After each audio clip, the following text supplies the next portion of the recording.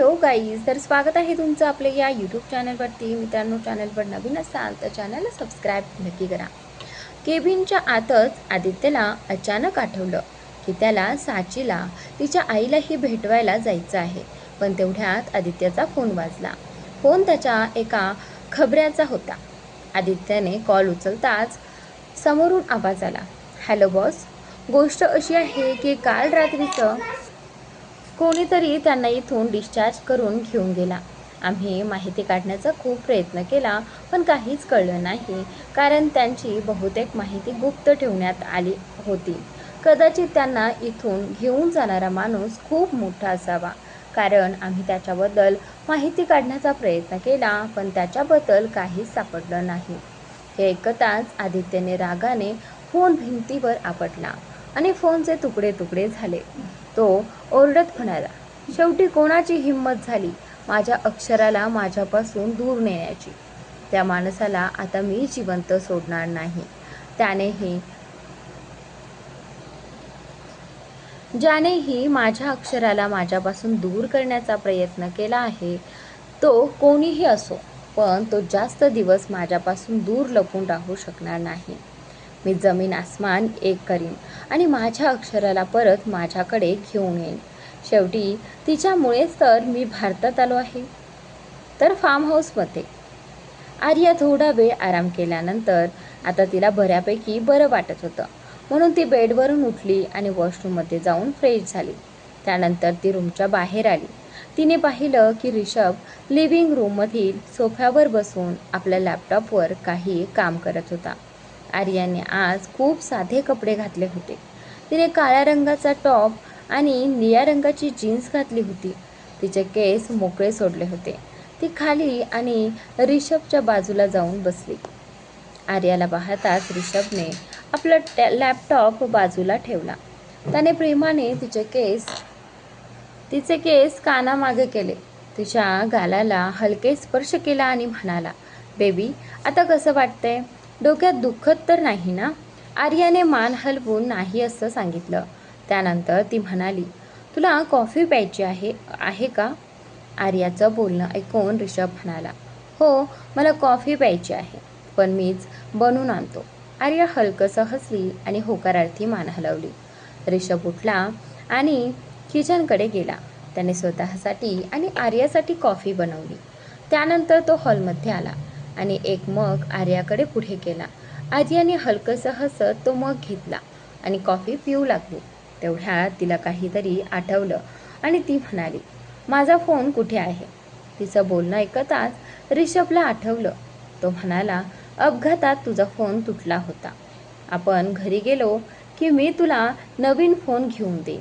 तोपर्यंत हा घे, असं म्हणत त्याने स्वतःचा फोन आर्याकडे दिला. आर्याने फोन घेतला आणि सर्वात आधी आहानाला कॉल लावला, पण तिचा फोन स्विच ऑफ येत होता. त्यानंतर ती चिंतेत होती. ऋषभकडे पाहत म्हणाली, ऋषभ, काल रात्री आहानाचा फोन आला होता.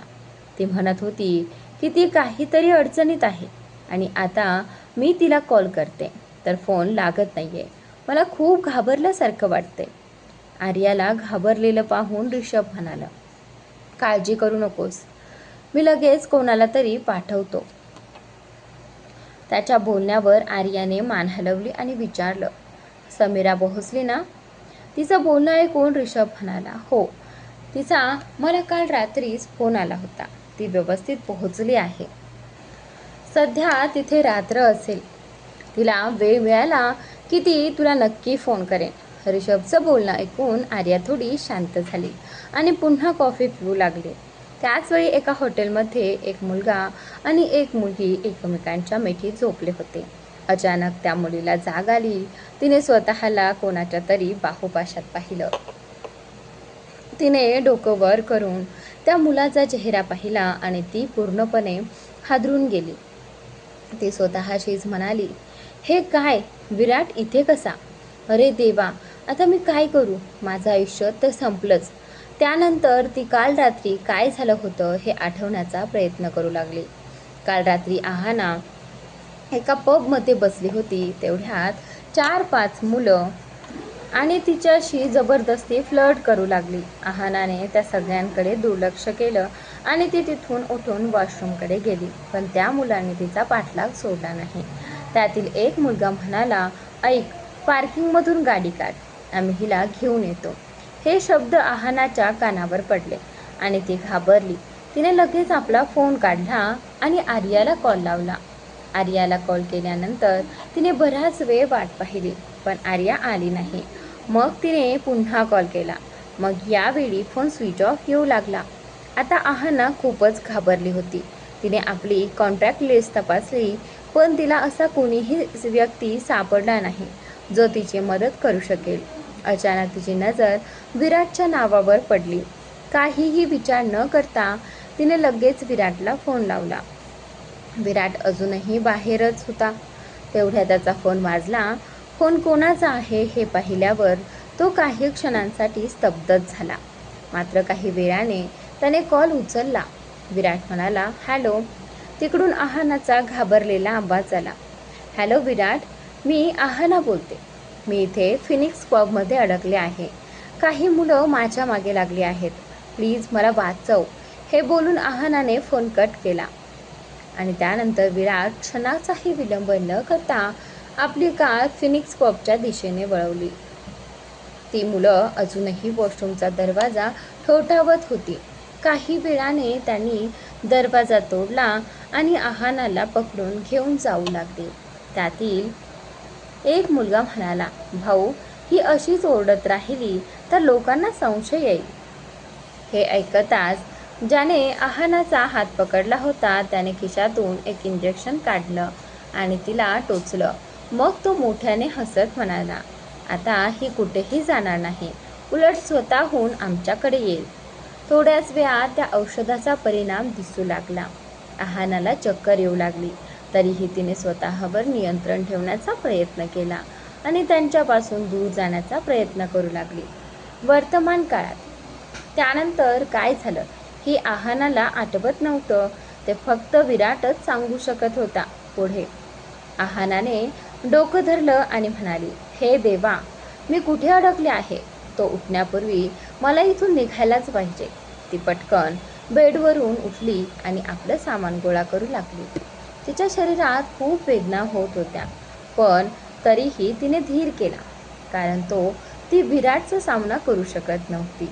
थोड्याच वेळात ती त्या विलाच्या बाहेर आली.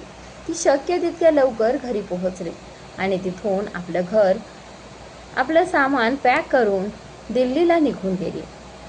तिला खरं तर अजून 1 आठवड्यानंतर जॉईन करायचं होतं, पण तिने त्या दिवशीच जाण्याचा निर्णय घेतला. काही तासानंतर विराटची झोप उघडली, कारण कुणीतरी त्याला सतत फोन करत होतं. तो त्याच्या असिस्टंटचा फोन होता. त्याने कॉल उचलला. हॅलो सर, तुम्हाला शक्य तितक्या लवकर तिकडनं निघावं लागेल. तिकडे एक केस आहे आणि त्याची सुनावणी परवा आहे. ठीक आहे, इतकं बोलून विराटने फोन ठेवला.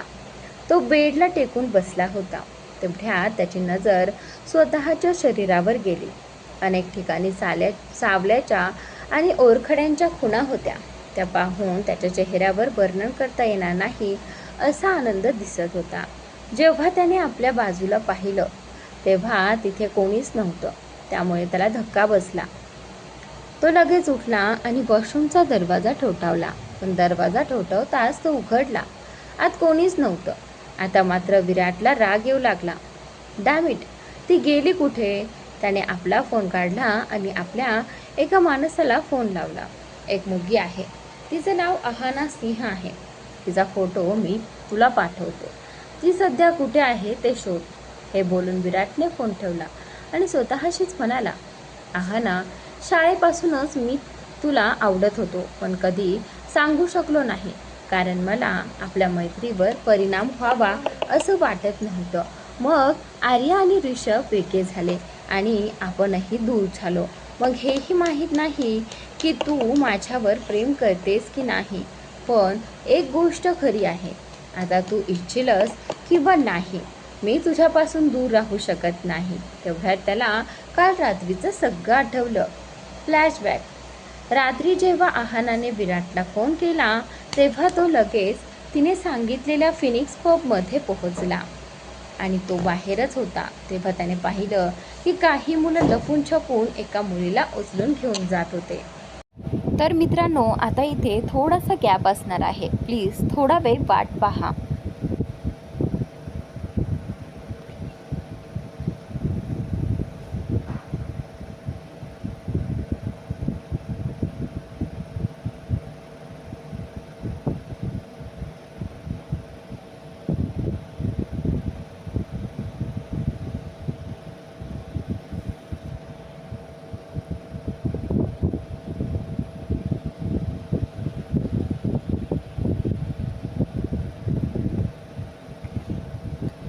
रात्री जेव्हा अहानाने विराटला फोन केला तेव्हा तो लगेच तिने सांगितलेल्या फिनिक्स पबमध्ये पोहोचला. तो बाहेरच होता तेव्हा त्यानं पाहिलं की काही मुलं लपून छपून एका मुलीला उचलून घेऊन जात होती. तो सहज ओळखू शकत होता की ती मुलगी अहानाच होती. त्याने आपल्या बॉडीगार्डला इशारा केला. बॉडीगार्डने त्या मुलांपासून अहानाला दूर केलं. विराटने अहानाला आपल्या बाहूंमध्ये उचललं आणि आपल्या बॉडीगार्डला त्या मुलांना चांगलाच धडा शिकवून तिथे सोडण्याचा आदेश दिला. त्यानंतर त्याने अहानाला कारमध्ये बसवलं आणि स्वतःही कारमध्ये बसला. अहाना अजूनही नशेत बेशुद्ध होती. विराट तिला तिच्या घरीही सोडू शकत नव्हता, म्हणून त्याने तिला आपल्या घरी घेऊन जाण्याचा निर्णय घेतला. तो अहानाला आपल्या व्हिलामध्ये घेऊन आला. विराटचे आई वडील अमेरिकेत राहत होते. त्यांचा स्वतःचा खूप मोठा व्यवसाय होता, ज्याचा एकमेव वारसदार विराट होता. पण विराटला वकील बनायचं होतं, म्हणून तो भारतात आला होता. तो लहानपणापासूनच भारतात राहत होता, फक्त कधीमधी अमेरिकेला जात असे. विराट नेमका कोण आहे हे फक्त रिषभलाच माहिती होतं. विराट अहानाला आपल्या बेडरूममध्ये घेऊन गेला. त्याने तिला बेडवर झोपवलं. बेडवर झोपताच अहानाला थोडी शुद्ध आली आणि ती उठून आपले कपडे काढण्याचा प्रयत्न करू लागली, कारण तिला खूप गरम होत होतं. अहानाच्या या वागण्यामुळे विराट खूपच आश्चर्यचकित झाला, कारण त्याच्या माहितीनुसार अहाना अशी मुलगी नव्हती. विराट तिच्या जवळ गेला आणि तिच्या डोक्यावरून हात फिरवत म्हणाला, अहाना, तुला काय होतंय? अहानाने त्याच्या प्रश्नाचं कोणतंच उत्तर दिलं नाही. ती पुन्हा आपले कपडे काढण्याचा प्रयत्न करू लागली आणि सतत एकच गोष्ट म्हणत होती, गरम गरम, खूप गरम होते. तिला थांबवण्यासाठी विराट तिच्या थोडा जवळ आला. त्यामुळे दोघंही खूप जवळ आले होते, इतके जवळ की त्यांच्या श्वासांची जणू एकमेकांत मिसळणारी चाहूल लागत होती. अहानाला विराटच्या थंड स्पर्शामुळे थोडा आराम वाटत होता, त्यामुळे ती त्याच्या आणखी जवळ सरकली. अचानक तिने विराटच्या ओठांवर चुंबन घेतलं. तिच्या या कृतीने विराट घाबरला आणि त्याने तिला स्वतःपासून दूर केलं. तो अहानावर प्रेम करत होता, पण त्याला आपल्या मर्यादा माहिती होत्या. अहानाला विराटचं दूर जाणं अजिबात आवडलं नाही. ती रडू लागली. हे पाहून विराट पुन्हा तिच्या जवळ बसला. तिचे अश्रू पुसत तो म्हणाला, अहाना, सध्या तू शुद्धीत नाहीस आणि मला तुझ्यासोबत काहीही चुकीचं करायचं नाही. पण नशेत असलेल्या अहानावर त्या शब्दांचा काहीच परिणाम झाला नाही. तिने दोन्ही हातांनी विराटचा चेहरा धरला आणि म्हणाली, प्लीज माझी मदत कर. हे बोलून तिने पुन्हा विराटला चुंबन दिलं. विराट तिच्या डोळ्यात पाहत राहिला. त्या डोळ्यात त्याला स्वतःसाठी फक्त प्रेम दिसत होतं. अहानाच्या प्रेमासाठी तो किती तडफडला होता हे फक्त त्यालाच माहिती होतं. क्षणभर विचार करून विराटने तिचा हात हलकेच थांबवत म्हटलं, अहाना, मला माहिती आहे की तू शुद्धीत नाहीस, पण एक गोष्ट समजून घे. आजच्या रात्री आपल्या आयुष्यात काही बदल झाला तर मी तुला कधी स्वतःपासून दूर जाऊ देणार नाही. निर्णय तुझा आहे. अहाना नशेत असली तरी विराटचं बोलणं ऐकून काही क्षण शांत झाली. मग तिने विराटच्या कपाळावर हलकं चुंबन घेतलं आणि म्हणाली, आजच्या दिवसाचा मला कधीच पश्चाताप होणार नाही. दोघेही एकमेकांच्या सहवासात हरवून गेले. रात्री सुमारे 3च्या सुमारास दोघंही थकून एकमेकांच्या मिठीत झोपी गेले. फ्लॅशबॅक समाप्त. वर्तमान काळात ऑफिसमध्ये अचानक एक अत्यंत महत्त्वाचं काम आल्यामुळे दोघांनाही निघावं लागलं. रिषभने आर्याला तिच्या व्हिलावर सोडलं आणि स्वतः थेट ऑफिसकडे निघाला. आर्या घरी आली. थोडा वेळ आराम केल्यानंतर तिने विचार केला, शॉपिंगला जाऊन यावं का, म्हणून तिने रिषभला फोन केला. त्यावेळी रिषभ एका खूप महत्त्वाच्या मीटिंगमध्ये व्यस्त होता. एका मोठ्या प्रोजेक्टबाबत चर्चा सुरू होती. जर तो प्रोजेक्ट मिळाला नाही तर कंपनीचं मोठं नुकसान होऊ शकत होतं. तेवढ्यात रिषभचा फोन व्हायब्रेट झाला. कॉलर आय डीवरचं नाव पाहताच त्याच्या चेहऱ्यावर हसू उमटलं. ते पाहून मीटिंगमधले सगळेच आश्चर्यचकित झाले. मात्र राघवला एक गोष्ट स्पष्ट समजली. हा फोन करणारी व्यक्ती सरांसाठी खूप खास आहे. जान हे नाव पाहताच रिषभने ताबडतोब कॉल उचलला. हॅलो. समोरून आर्याचा गोड आवाज आला. हॅलो रिषभ, मी तुला डिस्टर्ब तर नाही केलं ना? रिषभ लगेच म्हणाला, नाही बेबी, मी अगदी फ्री आहे. सांग ना, काय काम होतं? रिषभचं उत्तर ऐकून आर्या आनंदी झाली. पण मीटिंग रूममध्ये बसलेले सर्वजण थक्क झाले. कारण एवढ्या महत्त्वाच्या चर्चेदरम्यान रिषभ इतक्या निवांतपणे बोलत होता. आर्या म्हणाली, मी शॉपिंगला जायचा विचार करते. हे ऐकताच रिषभ म्हणाला, पण का? तुला कुठे जाण्याची गरज नाही. तुला जे काही हवं असेल ते सांग, मी मेड्सना आणायला सांगतो. रिषभचं बोलणं ऐकून आर्या म्हणाली, नाही रिषभ, मी घरी बसून खूप कंटाळली आहे आणि हॉस्पिटलमधून सुट्टी घ्यायला तूच सांगितलं होतंस. आता दिवसभर घरी बसून काहीच काम नाही. मला बाहेर जायचंच आहे. शेवटच्या ओळीमध्ये रिषभने आर्याचा राग ओळखला, म्हणून तो म्हणाला, ओके बेबी, तू जा, पण तुझ्यासोबत एक मेड घेऊन जा. आणि हो, 2 बॉडीगार्ड्सही जातील. यानंतर मी काहीही ऐकणार नाही, नाहीतर तुला बाहेर जायची परवानगी मिळणार नाही. आर्याने रिषभचे बोलणे ऐकले तेव्हा तिला समजलं की त्याच्या शब्दांमध्ये स्पष्ट इशारा होता. त्यामुळे ती वैतागून म्हणाली, ओके फाईन, मी त्यांना सोबत घेऊन जाते. रिषभने हे ऐकताच त्याच्या चेहऱ्यावर हसू उमटलं आणि तो म्हणाला, गुड गर्ल, चल बाय, मी आता थोडं काम करतो. आर्यानेही जास्त काही न बोलता त्याला बाय म्हटलं आणि तयार होण्यासाठी निघून गेली. दुसरीकडे मीटिंग रूममध्ये रिषभने फोन ठेवताच कोणाकडेही न पाहता विचारलं, तर मग आपण असं काय प्रेझेंट करू शकतो की ही डील आपल्यालाच मिळेल? काही सजेशन? सगळेच आश्चर्यचकित झाले होते, कारण त्यांना वाटलं नव्हतं की रिषभ इतक्या पटकन पुन्हा मीटिंगच्या विषयावर येईल. जेव्हा रिषभने पाहिलं की कोणीच काही बोलत नाही, तेव्हा त्याने वर नजर करून सगळ्यांकडे पाहिलं. तेव्हा सर्वांना भान आलं आणि मीटिंग पुन्हा सुरू झाली. दुसरीकडे मॉलमध्ये आर्या एका मेडसोबत कपडे पाहत होती. तिने रिषभ आणि मयंकसाठी काही कपडे घेतले आणि त्यानंतर ती मॉलमधील इतर दुकानांकडे पाहू लागली. त्याच मॉलच्या दुसऱ्या टोकाला साची तिचे वडील आदित्यसोबत शॉपिंगसाठी आली होती. अचानक आदित्यला एक अत्यंत महत्त्वाचा फोन आला. त्यामुळे तो कॉल अटेंड करण्यासाठी बाजूला गेला. त्याच संधीचा फायदा घेत साची तिथून निसटली आणि मॉलमध्ये इकडे तिकडे फिरू लागली. मॉल खूप मोठा होता आणि तिथे सर्व प्रकारच्या वस्तू मिळत होत्या. फिरता फिरता साचीला एक सुंदर डॉल आवडली. ती घेण्यासाठी त्या दिशेने जाऊ लागली.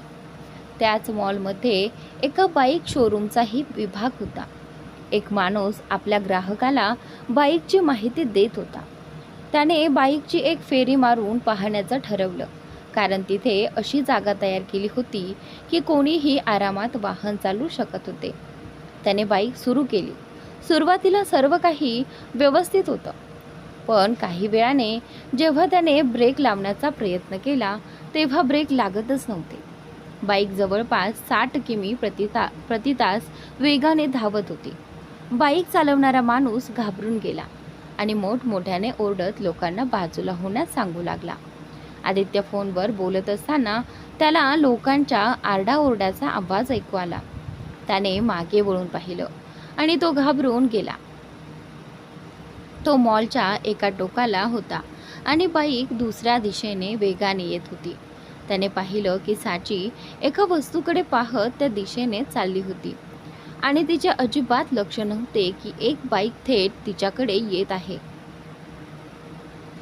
आदित्य मोठमोठ्याने साचीला हाक मारत होता, पण साचीला तर फक्त ती डॉलच दिसत होती. आदित्य तिच्याकडे धावू लागला. बाईक आता साचीच्या अगदी जवळ पोहोचली होती. ती तिला धडक देणार इतक्यात एका मुलीने झटपट साचीला आपल्या दिशेने ओढलं. मात्र अचानक ओढल्यामुळे त्या दोघीही खाली पडल्या. पडताना त्या मुलीने साचीला आपल्या छातीशी घट्ट धरून ठेवलं, कारण त्या निष्पाप मुलीला कोणतीही दुखापत व्हावी असे तिला वाटत नव्हते. पण या प्रयत्नात आर्याच्या डोक्याला जोरात मार लागला आणि तिच्या डोक्यातून रक्त वाहू लागले. तोपर्यंत आदित्यही तिथे पोहोचला होता. दरम्यान बाईक जाऊन एका वस्तूवर आदळली आणि तीच चालवणाऱ्या माणसालाही दुखापत झाली. त्यामुळे त्याला तातडीने दवाखान्यात नेण्यात आले.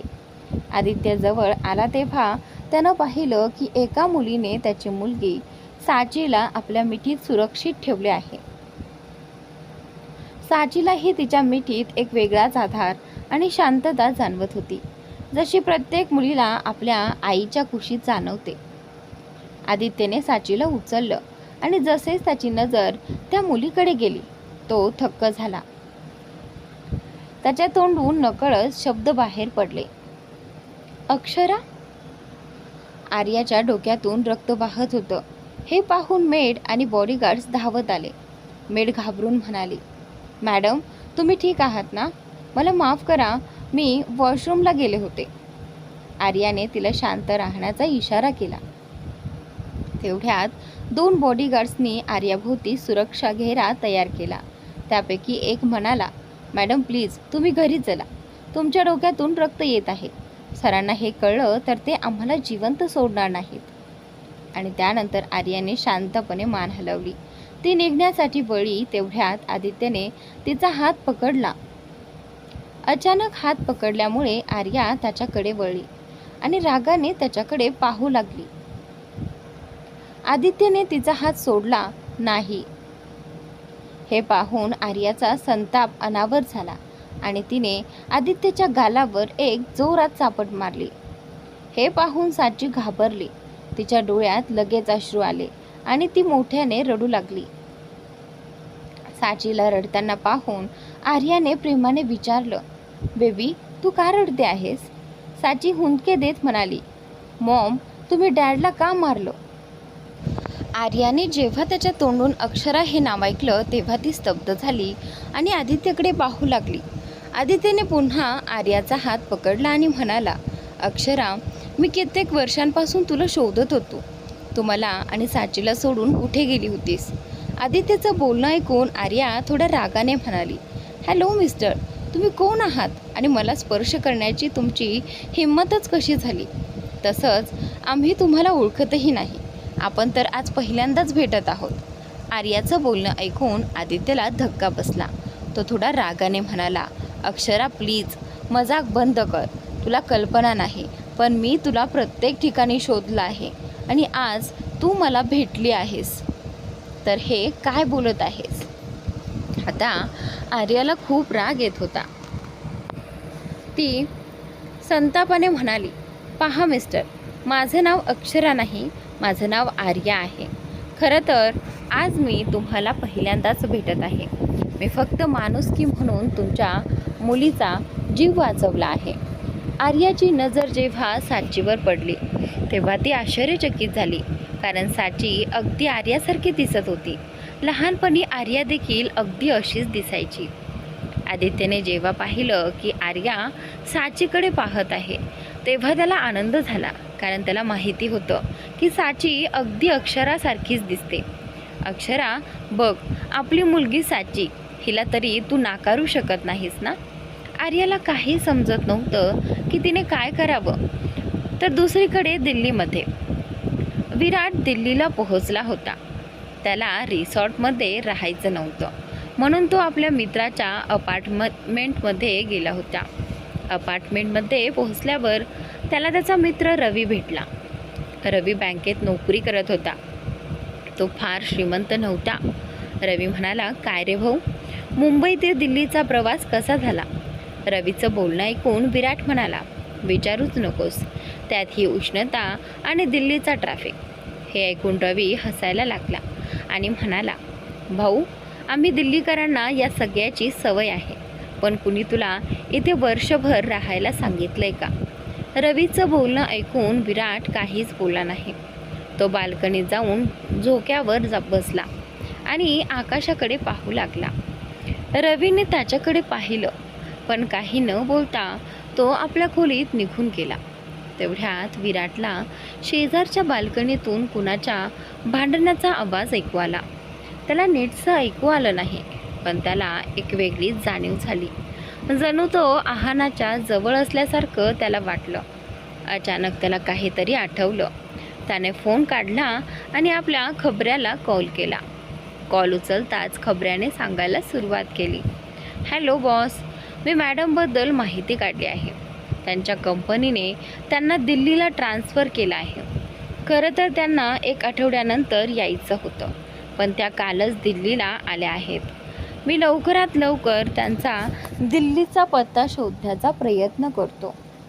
हे ऐकताच विराटने काहीही न बोलता कॉल कट केला. मग तो स्वतःशीच म्हणाला, आहाना सिंह, जितकं पळायचं आहे तितकं पळून घे, पण ज्या दिवशी तू मला सापडशील त्या दिवसानंतर मी तुला पुन्हा कधीही माझ्यापासून दूर जाऊ देणार नाही. इतकं बोलून विराट बाल्कनीतून उठला आणि आपल्या खोलीत निघून गेला. तेवढ्यात दुसऱ्या बाल्कनीत एक मुलगी बाहेर आली. तिने निळ्या रंगाचा शर्ट घातला होता, जो तिच्या गुडघ्यापर्यंत येत होता. तिचे मोकळे केस तिच्या सौंदर्यात आणखी भर घालत होते. तेवढ्यात तिच्या मागून एक मुलगा आला आणि म्हणाला, आहाना, ऐक ना प्लीज. माझं तरी ऐक, तू प्रत्येक वेळी भांडणाच्या मूडमध्ये का असतेस? होय मित्रांनो, ही तीच आहाना सिंह आहे जिला विराट वेड्यासारखं शोधत आहे. आणि हा मुलगा कोण आहे ते आपण पुढे कथेत जाणून घेऊ. नाहीतर आत्ताच सगळं सांगितलं तर कथेची मज्जाच निघून जाईल. दुसरीकडे मुंबईमध्ये आर्या अजूनही आदित्यकडे एकटक पाहत होती. आदित्यलाही तिचं असं पाहणं खूप वेगळं वाटत होतं. आर्या कधी साचीकडे तर कधी स्वतःकडे पाहत होती. तेवढ्या तिथे उभ्या असलेल्या बॉडीगार्डने आदित्यला सांगितलं की, पहा सर, या तुमच्या अक्षरा नाहीत, या आमच्या मॅडम आर्या आहेत. आणि जर तो एवढंच बोलला होता की आदित्यच्या बॉडीगार्डनी त्या दोन्ही बॉडीगार्डना पकडलं आणि त्यांच्या अंगावर बंदुकी रोखल्या. हे पाहून आर्या घाबरली. आदित्य म्हणाला, अक्षरा, घरी चल, घरी जाऊन आपण सगळं बोलू. आर्या मागे सरकू लागली आणि वारंवार मान नकारार्थी हलवू लागली. आर्याला असं करताना पाहून आदित्यला खूप राग आला. त्याने आर्याचा हात पकडला आणि तिला जबरदस्तीने घेऊन जाऊ लागला. तेवढ्यात कुणीतरी आर्याचा दुसरा हात पकडला. आदित्यने पाहिलं की ती त्याच्या ओढण्यावरही पुढे येत नव्हती, म्हणून तो मागे वळून पाहू लागला. आर्यानेही मागे वळून पाहिलं आणि ती आश्चर्याने म्हणाली, तू? आदित्यने जेव्हा त्या व्यक्तीचा चेहरा पाहिला तेव्हा तो हादरून गेला, कारण त्याला माहिती होतं की हा त्याचा सर्वात मोठा शत्रू आहे. रिषभने पटकन आर्याला आपल्या जवळ ओढलं आणि आदित्यसमोर तिचं संरक्षण करत उभा राहिला. बराच वेळ आदित्यची बडबड ऐकत असलेल्या आर्याला आता थोडं धैर्य आलं. ती रिषभला म्हणाली, रिषभ, मी याच्या मुलीचा जीव वाचवला आणि हा मला किती वेळापासून अक्षरा म्हणतोय. याला सांग ना मी कोण आहे. रिषभने आर्याचं संपूर्ण बोलणं ऐकलं. मग आदित्यकडे रोखून पाहत म्हणाला, मिस्टर सिंघानिया, माझ्या. तो थांबला. त्याने आजूबाजूला पाहिलं तर तिथे बरीच माणसं होती. फ्रेंडला अक्षरा म्हणायची तुमची हिंमतच कशी झाली? ही अक्षरा नाही, आर्या आहे. आदित्यने ऋषभच्या तोंडून फ्रेंड हा शब्द ऐकताच थोडा शांत झाला आणि म्हणाला, पहा मिस्टर आहुजा, ही माझी अक्षरा आहे, समजलात? ऋषभने ते ऐकताच त्याला प्रचंड राग आला. त्याने आदित्यची कॉलर पकडली आणि एक ठोसा मारला. तेवढ्यात आर्या दोघांच्या मध्ये आली. तिने ऋषभकडे नकारार्थी मान हलवली आणि आदित्यच्या शेजारी उभ्या असलेल्या लहान मुलीकडे बोट दाखवलं. ऋषभने तिच्याकडे पाहिलं, एक थंड श्वास घेतला आणि आर्याचा हात पकडत म्हणाला,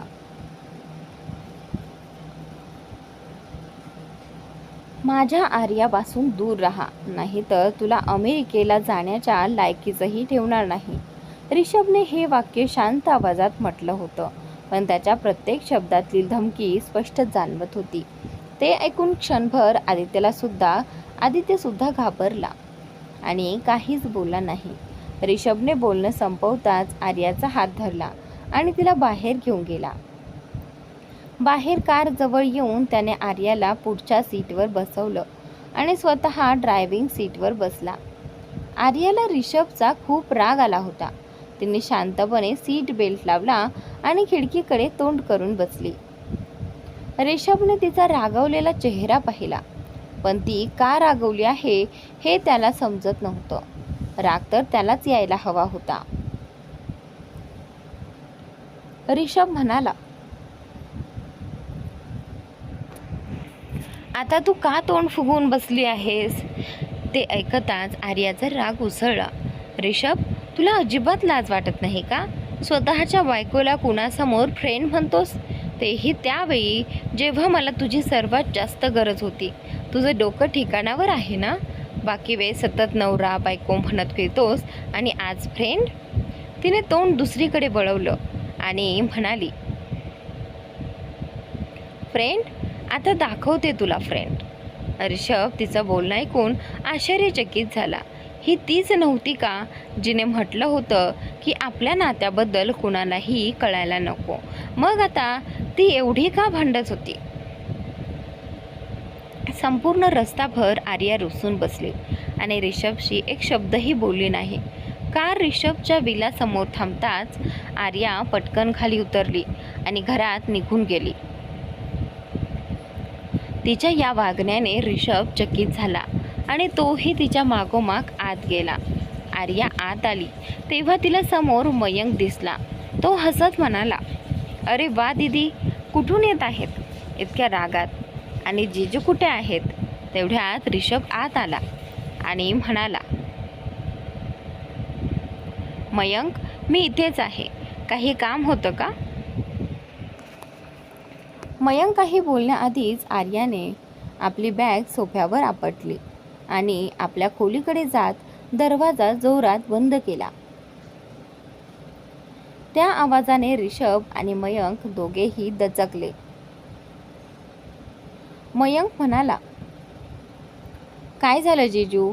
दीदी इतक्या रागात तर कधीच नसतात. कुठे तुम्हाला कोणासोबत पाहून जळाली बिळाली तर नाही ना?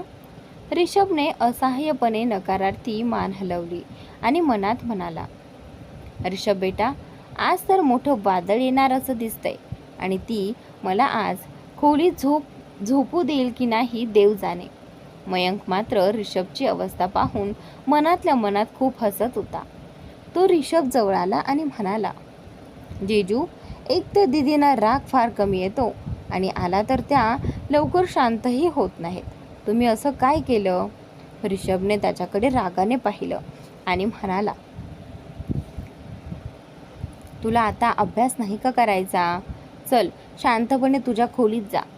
ऋषभचं बोलणं ऐकून मयंक हसतच आपल्या खोलीत निघून गेला. त्याच्या जाताच ऋषभ आपल्या खोलीकडे गेला. त्याने दरवाजा ठोठावला, पण काहीच उपयोग झाला नाही, कारण आतून कोणताही प्रतिसाद आला नाही. आर्या बेबी, प्लीज दरवाजा उघड ना. ऋषभचं बोलणं ऐकून आर्या रागाने म्हणाली, ऋषभ, जास्त बेबी करू नकोस. मी तर तुझी फक्त मैत्रीण आहे ना, मग माझ्या खोलीत काय येतोयस? जा इथून. आर्याचा राग पाहून रिषभला आता सगळं समजलं. तो मनात म्हणाला, म्हणजे मी तिला सगळ्यांसमोर फ्रेंड म्हटलं म्हणून ती रागावली आहे. म्हणजे तिला आता आपलं नातं पुढे न्यायचं आहे का? रिषभ धावत स्टडी रूममध्ये गेला. मास्टर की आणली आणि दरवाजा उघडला. त्याने हळूच दरवाजा उघडला. त्याने पाहिलं की आर्या पलंगावर उलटी झोपली होती. तिने उशी डोक्याच्या मागे धरून दोन्ही कान झाकून ठेवले होते, जेणेकरून तिला रिषभचा आवाज ऐकू येऊ नये. आर्या स्वतःशीच काहीतरी बोलत होती. रिषभ तिच्या जवळ गेला तेव्हा त्याला तिचे शब्द ऐकू आले. मला काय फरक पडतो? तो मला इतरांसमोर मैत्रीण म्हणाला तर. तसंही आता मी त्याच्यावर प्रेम करत नाही ना. आणि मीच तर म्हटलं होतं की कुणालाही कळायला नको. मग मला एवढा राग का येतोय? का? आर्याचं बोलणं ऐकून रिषभ मनोमन हसला आणि मग तो हळूच तिच्यावर आडवा झाला. आर्याला अचानक अंगावर वजन जाणवलं. तेवढ्यात तिच्या कानावर रिषभचा आवाज पडला. रिषभने तिला मागून घट्ट मिठी मारली आणि हळूच तिच्या कानात म्हणाला, जान, कारण तू माझ्यावर खूप प्रेम करतेस म्हणून तुला राग आला होता बेबी.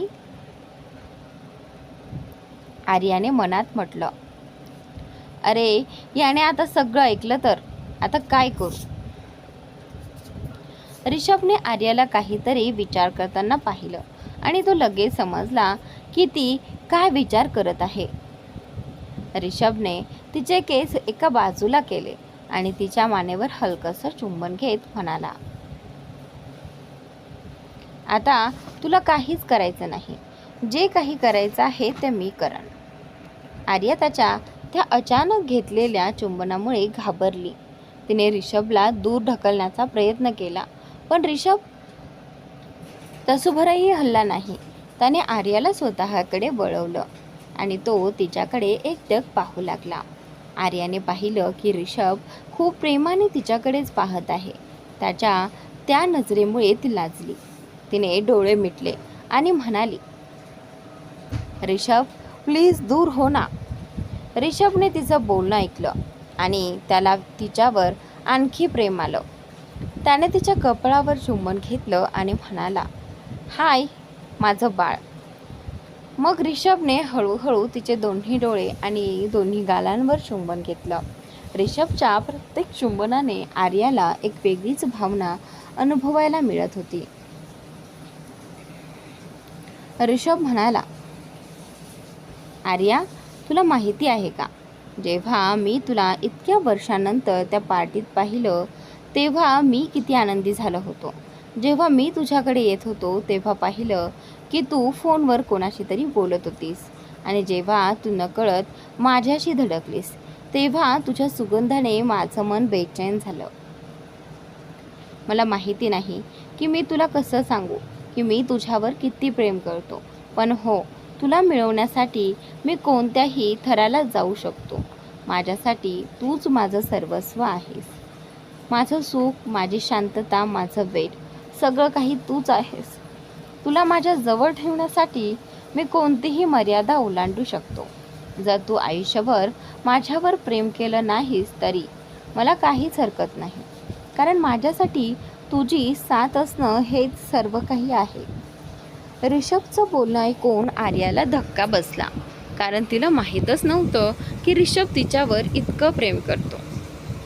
प्रत्येक मुलीला असा मुलगा हवा असतो जो तिच्यावर मनापासून प्रेम करेल.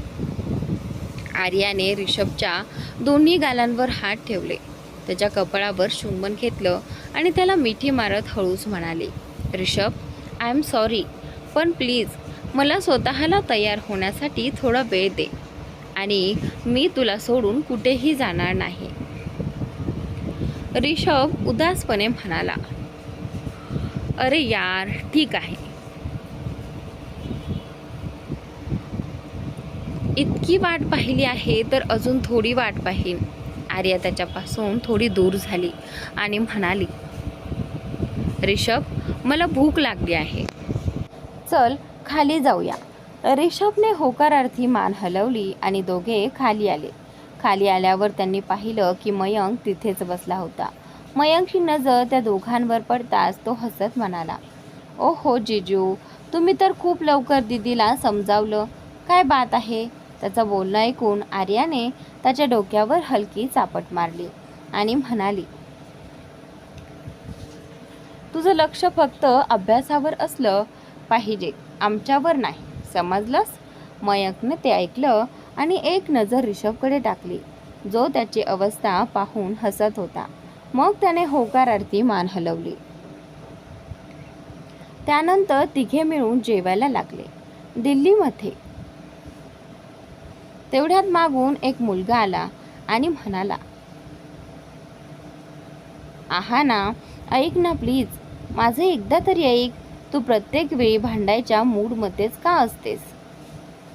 आहानाने मागे वळून पाहिलं तर अजय तिच्याकडेच पाहत उभा होता. आहाना म्हणाली, पहा अजय, मी आधीच सांगितलं आहे की मी असं काही करणार नाही. हे चुकीचं आहे.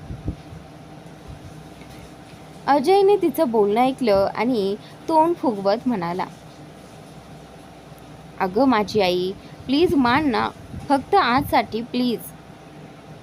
आहानाने पाहिलं की अजय तिची किती विनंती करत आहे. शेवटी ती तयार झाली आणि म्हणाली, ठीक आहे, मी तयार आहे. आहानाचं बोलणं ऐकून अजय खूप आनंदी झाला. दुसरीकडे रवी आणि विराट लिव्हिंग रूममध्ये बसले होते. तेवढ्यात रवीला काहीतरी आठवलं आणि तो विराटला म्हणाला, हे विराट, तू आज मोकळा आहेस का.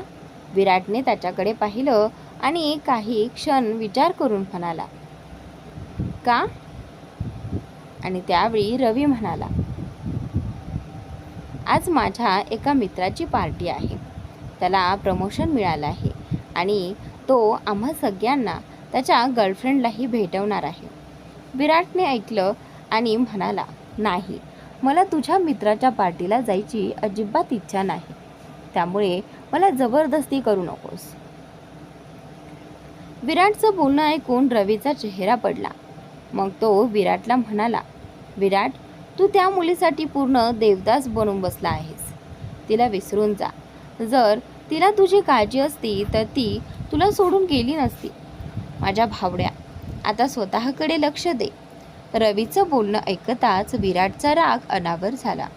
त्याने रवीची कॉलर पकडली आणि रागाने म्हणाला, ती माझं सर्वस्व आहे, समजलास.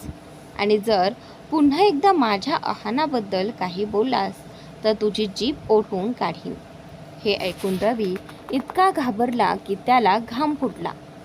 रवी म्हणाला, माफ कर भाऊ, आता काही बोलणार नाही, प्लीज सोड मला. रवीचं बोलणं ऐकून विराटने त्याला सोडलं. रवीने सुटकेचा निश्वास टाकला आणि धावत आपल्या खोलीत निघून गेला. विराटने आपला फोन काढला आणि एक कॉल लावला. समोरच्या व्यक्तीने 2 रिंगमध्येच फोन उचलला. समोरच्याने काही बोलण्याआधीच विराट म्हणाला, काय झालं, शोध लागला का. किती दिल्लीत, कुठे आहे, कुठे राहते. विराटचं बोलणं ऐकून समोरची व्यक्ती म्हणाली, बॉस, आम्हाला संध्याकाळपर्यंत वेळ द्या, आम्ही मॅडमना शोधून काढू. विराटने ओके म्हणत फोन ठेवला. आर्या सकाळी उठली तेव्हा तिने पाहिलं की ऋषभ तिच्या शेजारी झोपलेला नव्हता. तिला आज हॉस्पिटललाही जायचं होतं, त्यामुळे ती पटकन तयार झाली आणि खाली आली. ऋषभ डायनिंग टेबलवर बसून वर्तमानपत्र वाचत होता आणि त्याचवेळी ब्लॅक कॉफी पीत होता. तिथे मयंकही होता आणि तो नाश्ता करत होता. आर्या तिथे आली आणि दोघांना गुड मॉर्निंग म्हणाली व टेबलाजवळ बसली. ऋषभने आर्याकडे पाहिलं आणि विचारलं, तू एवढ्या सकाळी तयार होऊन कुठे चालली आहेस. आर्या नाश्ता करत म्हणाली, आजपासून मी पुन्हा हॉस्पिटलला जाणार आहे. खूप सुट्ट्या झाल्या. तिचं बोलणं ऐकून मयंक आणि ऋषभ दोघेही आश्चर्यचकित झाले, पण त्यांनी काहीच न बोलता पुन्हा नाश्ता करायला सुरुवात केली. नाश्ता झाल्यानंतर आर्या बाहेर आली तर समोर तिला ऋषभ दिसला. तो तिला जवळ येण्याचा इशारा करत होता. त्याला पाहून आर्याच्या चेहऱ्यावर हसू उमटलं. ती पटकन त्याच्याकडे गेली आणि त्याच्या शेजारी बसली. ती बसताच ऋषभने ड्रायव्हरला गाडी चालवण्याचा इशारा केला आणि गाडी रस्त्यावर जाऊ लागली. गाडीमध्ये आर्या फोन वापरत होती तर ऋषभ मात्र तिच्याकडेच पाहत होता. काही वेळातच आर्याला जाणवलं की कोणीतरी तिच्याकडे सतत पाहत आहे. तिने मान वर केली तर तिची नजर समोर बसलेल्या ऋषभशी मिळाली. तिने इशाऱ्याने विचारलं, काय? ऋषभने तिचा फोन घेतला आणि बाजूला ठेवला. मग तिला आपल्या मांडीवर बसवलं. त्याच्या या कृतीने आर्या थोडी आश्चर्यचकित झाली. ती त्याच्याकडे पाहत म्हणाली, ऋषभ, तू वेडा झाला आहेस का? इथे आपल्याशिवाय आणखीही लोक आहेत. तिने ड्रायव्हरकडे इशारा केला. ऋषभने ड्रायव्हरकडे पाहिलं तर तो आरशातून मागे पाहत होता. ऋषभची नजर पडताच ड्रायव्हरने घाईघाईने पार्टिशन वर केलं, ज्यामुळे मागचं काहीही दिसणार नव्हतं. ऋषभने आर्याकडे पाहत पार्टिशनकडे इशारा केला आणि तिला जवळ घेतलं. काही वेळानंतर त्याने तिला परत आपल्या मांडीवर बसवलं आणि तिचे कपडे नीट करून दिले. आर्याला खूप लाज वाटत होती. तिने आपलं डोकं ऋषभच्या छातीवर टेकवलं. ऋषभनेही तिला घट्ट मिठीत घेतलं. थोड्याच वेळात हॉस्पिटल आलं आणि आर्या आत निघून गेली. खूप दिवसांनी ती हॉस्पिटलमध्ये आली होती, त्यामुळे तिला थोडंसं विचित्र वाटत होतं. ती हेड नर्सकडे गेली तेव्हा तिला धक्काच बसला, कारण हेड नर्सने तिला पाहताच उभी राहत म्हटलं, हॅलो माय चाइल्ड, आजपासून तुझी ड्युटी दुसऱ्या मजल्यावर आहे. जी हेड नर्स आर्याचा तिरस्कार करत होती ती आज तिच्याशी इतक्या प्रेमाने बोलत होती. ही गोष्ट आर्याला खटकली, पण तिने जास्त विचार न करता हो म्हटलं आणि आपल्या ड्युटीकडे निघून गेली. आर्या तिथून जाताच हेड नर्सने सुटकेचा निश्वास टाकला. तिने आपला फोन काढून एक नंबर डायल केला. काही रिंगनंतर समोरच्या व्यक्तीने फोन उचलला आणि म्हणाली, हॅलो. हेड नर्स आदराने म्हणाली, गुड मॉर्निंग मिस्टर आहुजा. तुम्ही सांगितल्याप्रमाणे मी सगळं केलं आहे. आता त्यांना इथे कोणतीही अडचण येणार नाही. तिकडून एक थंड आवाज आला, गुड जॉब. तुझं बक्षीस थोड्याच वेळात तुझ्या अकाउंटमध्ये जमा होईल. इतकं बोलून ऋषभने फोन ठेवला. हो मित्रांनो, हा ऋषभच होता. तो आर्याला किंचितही त्रासात पाहू शकत नव्हता. म्हणूनच त्याने तिथल्या हेड नर्सला काही पैसे देऊन आर्याची काळजी घेण्यास सांगितलं. तसेच आर्याला याची साधी चाहूलही लागू नये अशी ताकीदही दिली होती. थोड्याच वेळात त्या नर्सच्या फोनवर एक मेसेज आला.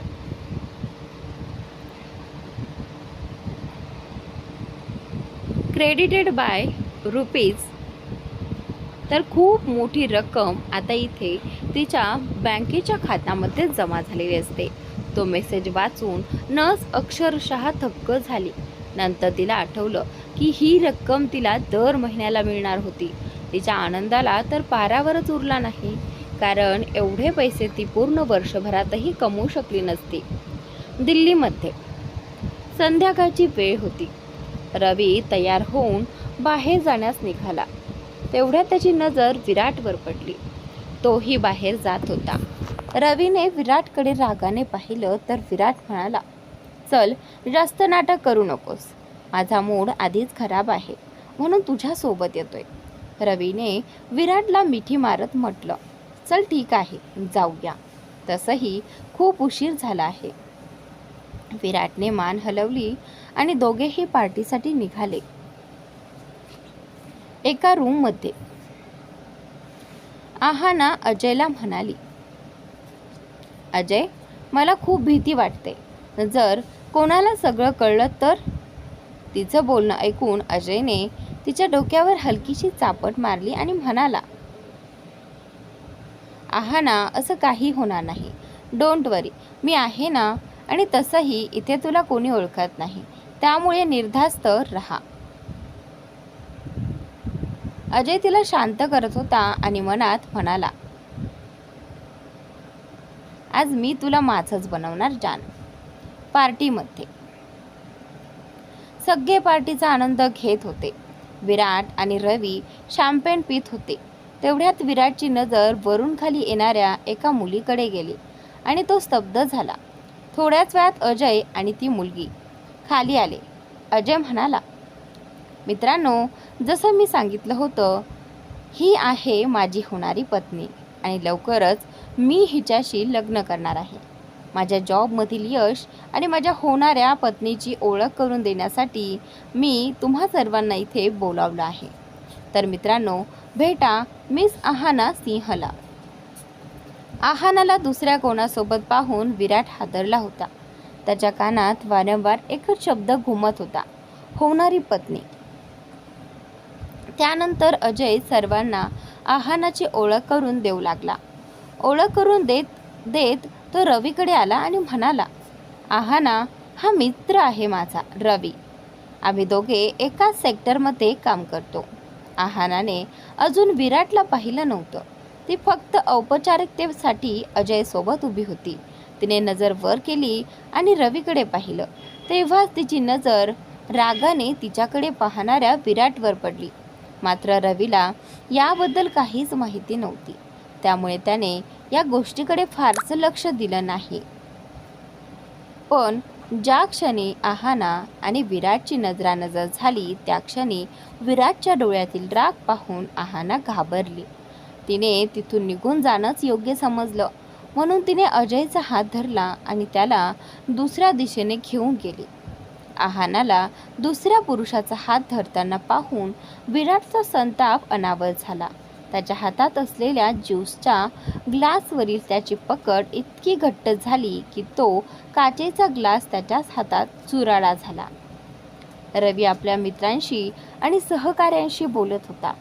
तेवढ्यात आहानाने पाहिलं की विराटच्या हातातून रक्त वाहत होतं आणि फुटलेल्या काचेचे तुकडे अजूनही हातात त्याच्या होते. आहाना खूप घाबरली. तिला कोणताही तमाशा उभा करायचा नव्हता. तिने एकदा आजूबाजूला नजर टाकली.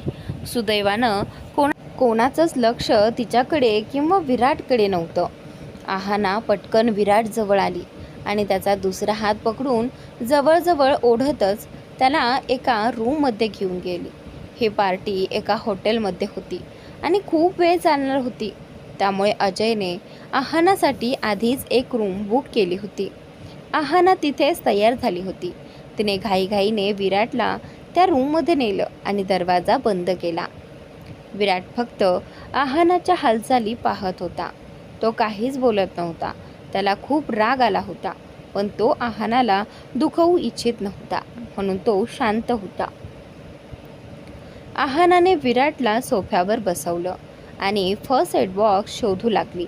काही वेळातच तिला तो सापडला. ती बॉक्स घेऊन विराट जवळ आली आणि त्याच्या समोर बसली. तिने हळूच विराटचा जखमी हात आपल्या हातात घेतला आणि त्यातील काचेचे तुकडे काळजीपूर्वक काढू लागली.